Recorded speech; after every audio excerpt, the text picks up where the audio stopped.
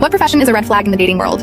I went out on a date with an entrepreneur about 4 years ago, and the experience was traumatizing. He arrived late because he had to go home first to switch to his sports car. He pulled out his car key with a BMW logo and dropped it on the table. Rather than feeling impressed, I felt incredibly hungry after waiting half an hour for him to arrive. Throughout the night, he compared our date to his previous experiences in a condescending manner, saying things like he typically goes out with girls who are much skinnier. All I could say was, haha, is that so? He even talked about how as a business owner, he was high on the list of eligible bachelors with many options to choose from. Before I could respond, he proceeded to talk about how as a CEO, it was hard to find genuine connections since all the girls wanted him for his money. He added how success in the business world was something most women couldn't comprehend, and then paused before asking me about my profession. I told him how I was a nurse, and he randomly apologized, saying that if we were to get married, I wouldn't need to work. I sat there absolutely shaking with anger. He continued with how I would never be able to make real money as a nurse, and that I was basically just a fancy maid for sick people. In the middle of his speech, he called over a friend he had spotted across the room, and proceeded to hold a 15-minute long conversation about his amazing business in front of me. His friend appeared super uncomfortable. My date left the table when the food arrived to freshen up in the bathroom, and his friend took the opportunity to warn me to leave while I could. But before leaving, his friend added a few extra expensive liquor to the unpaid tab for the businessman, as an apology for what I went through. Unsurprisingly, that CEO continued having a hard time finding someone willing to marry. What